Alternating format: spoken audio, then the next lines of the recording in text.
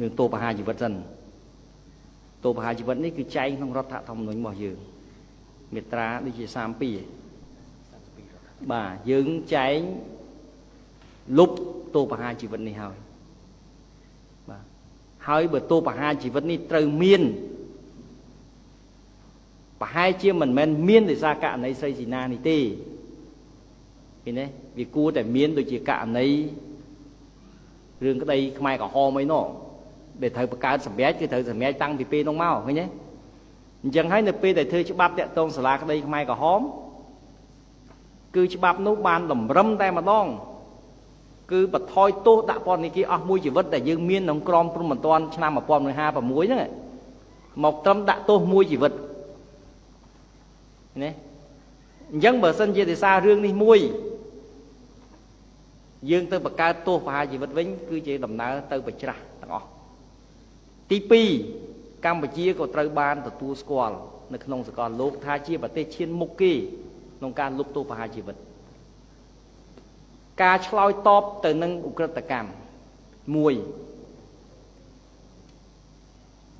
យើងអាចឆ្លើយតបតាមបែបមួយដែលមិនបង្ហាញអំពីភាពគោខើយើងធ្លាប់នៅក្នុងអតីតកាលការធ្វើទោសគឺបង្កើតការឈឺចាប់ដូចគ្នាអ្នកលួចការសម័យមុនមានកាត់ម្រាមដៃមានដុតស្នាមជាដើមឡាក់ណាកាត់ម្ដងមួយក៏មានដែរអញ្ចឹងគេយកឃើញថាការសិក្សាក្នុងប្រព័ន្ធច្បាប់ព្រហ្មទណ្ឌទំនើបបច្ចុប្បន្នការប្រើអំពើឃោឃៅដើម្បីជាទណ្ឌកម្មទៅលើឧក្រិដ្ឋជនដែលប្រព្រឹត្តអំពើឃោឃៅវាមិនបង្ហាញអំពីប្រជាជាតិមួយដែលមានវប្បធម៌ខ្ពង់ខ្ពស់ទេឃើញទេអញ្ចឹងហើយបានគ្រប់ប្រទេសទាំងអស់ដកទាំងអស់យើងមើលសម័យប៉ាវចិនមិនបាច់ដល់ទោសផងគៀបម្រាមដៃផងអីផងគ្រាន់តែដើម្បីយកចម្លើយឥឡូវយើងអត់ធ្វើអាហ្នឹងទេនេះយើងចូលដល់យុគសម័យទំនើបមួយដែលរបៀបនេះយើងអត់ធ្វើហ្នឹងហើយទី3យើងជាប្រទេសដែលប្រកាន់យកព្រះពុទ្ធសាសនាដែលយើងឲ្យតម្លៃទៅ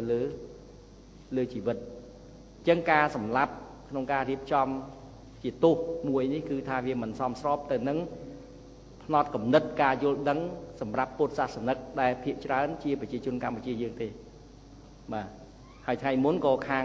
បារាំងខាងឯងគេអញ្ជើញយើងរាល់ឆ្នាំគឺរឿងភាពជឿនលឿនរបស់យើងក្នុងការលុបទោសប្រហារជីវិតនេះឯងបាទហើយមិនមែនត្រឹមលុបនៅក្នុងច្បាប់រដ្ឋធម្មនុញ្ញ93ទេគឺលុបតាំងពីមុននោះ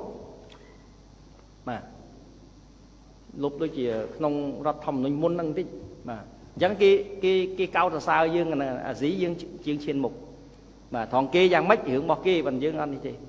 បាទដូចមានអ្នកដែលលើកយោបល់ថាត្រូវបង្កើតទណ្ឌកម្មឲ្យមានវាយនឹងរំពាត់អគ្គិសនីបាទប្រទេសខ្លះគាត់អនុវត្តទោសពន្ធនាគារទោសប្រហារជីវិតប៉ុន្តែគាត់អត់សូវអនុវត្តវិញ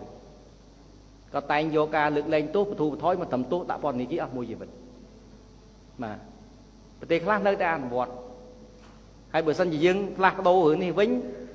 វាធ្វើមានការយល់ឃើញពីរទី1គឺជាដំណើរបញ្ច្រាស់ពីអ្វីដែលជាការសម្រេចចិត្តរបស់កម្ពុជាយើងពីមុនហើយទី2បង្ហាញអំពីថាយើងទៅដល់កម្រិតមួយដែលយើងសម្រេចយកភាពជឿនលឿននៅក្នុងប្រព័ន្ធទំនើបដល់ពេលឥឡូវយើងបែរបោះចោលអាហ្នឹងទៅយក